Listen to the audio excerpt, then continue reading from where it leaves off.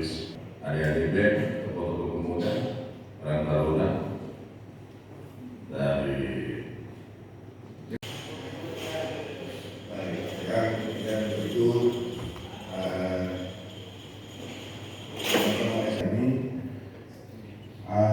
yang kita cari itu adalah pemimpin di daerah kita, demokrasi, memilih pemimpin siapa yang baik.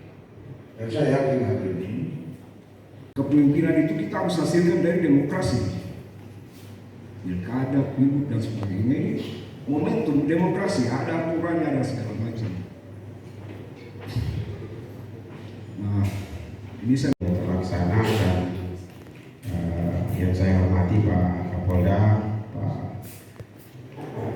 Kakanda yang selalu menjadi inspirasi kita, mendorong inspiratif buat kita generasi muda, Bung George juga, Pak Ketua Parja. Saya berkesempatan hadir karena ini momentum yang bagus untuk kita bisa bersilaturahmi. Saya juga jam 12 akan melapor kembali ke Sorong, tetapi ini momentum yang menurut saya momentum yang baik. Simpel saja, kita sementara ada satu pertanyaan bahwa siapa pemimpin Papua yang asli menurut kita. Tentu menjadi catatan bersama bahwa kita harus memulai dari pertanyaan-pertanyaan diri kita. Papua ini siapa yang menentukan masa depan Papua? Yang kedua, Papua ini, Papua Barat kita membawa kemana? Dan siapa yang pembangunan Papua untuk siapa dan oleh siapa? Ini sebenarnya pertanyaan simpel yang harus dijawab oleh kepemimpinan orang Papua yang dimandatkan oleh negara untuk menjadi gubernur, menjadi bupati, menjadi wali kota. Simpel saja, teman-teman, kita semua selalu beraktivitas di masyarakat, bertemu dengan kepemimpinan, tetapi Pak Jenderal yang saya ingin garis bawahi tadi bahwa Papua sementara mencari pemimpin yang asli. Saya ingin garis bawahi kata asli. Asli itu sebenarnya hal yang simpel. Papua itu hanya membutuhkan pemimpin yang A itu amanah, yang S itu dia harus sederhana. Ketiga, N itu pemimpin, kita membutuhkan pemimpin yang lugas. I itu adalah pemimpin yang inovatif.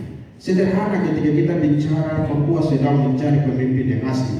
Kita tidak boleh membalik bahwa siapa non-koap dan siapa koap hari ini, tetapi siapa yang menjadi pemimpin yang asli. Yang menjadi pemimpin asli itu menjadi pertanyaan kita bersama. Selama ini apakah kita menemukan seorang pemimpin Papua yang amanah? Sudahkah kita menemukan seorang pemimpin Papua yang amanah di wilayah kita? Teman-teman jawab. Hari ini jangan tentukan pilihan yang salah. Cari pemimpin Papua yang amanah. Yang kedua, pemimpin yang tadi tidak cukup hanya amanah, dia harus sederhana, harus bisa kolaboratif dengan semua pihak, harus bisa menjadi seorang inspirator. Papua itu selalu belajar dari contoh.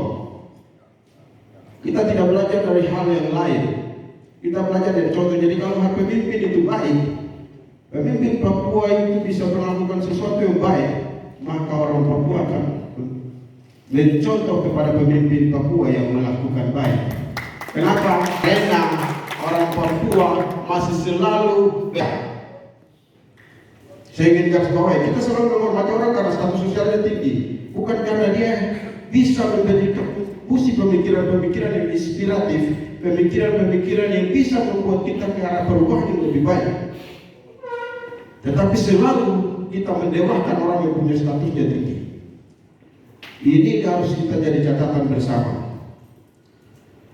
Untuk itu, momen seperti ini momen yang penting buat kita bersilaturahmi dan berbagi pemikiran, berbagi pendapat, agar kita butuh pemimpin yang cerdas, pemimpin yang bisa melihat orang Papua ke depan agar tidak lagi ada riak tentang kita tidak maju. Terakhir, saya ingin titip pesan bahwa sudah tidak ada lagi, kalau Papua ini sudah ada otsus, maka saya ingin ajak kita untuk haramkan wilayah ini agar tidak ada lagi image tentang orang Papua masih bodoh, orang Papua masih ketertinggalan. Kita haramkan itu. Kenapa? Mari kita halalkan bahwa Papua ini semakin cerdas, Papua ini makin maju, Papua ini sudah siap bersaing. Masa orang hebat seperti Short dan Roman tidak siap bersaing dengan saudara-saudara dari luar. Kakak Kapolda saja sudah menjadi representasi anak-anak Papua, kebanggaan kita, dan sudah siap bersaing secara nasional. Jadikan tokoh-tokoh yang sudah berhasil menjadi tokoh inspirasi kita, agar kita tidak selalu gagal dalam memikirkan hal-hal yang baik tentang masa depan. Mohon maaf apabila ada kata-kata saya yang kurang, tetapi saya ingin garis bawahi lagi. Asli bukan berarti dia harus punya identitas OAP atau non-OAP, tetapi asli adalah pemimpin amanah, pemimpin sederhana, pemimpin yang lugas, dan kita butuhkan pemimpin yang inovatif untuk Papua. Terima kasih. Terima kasih Raka Frank.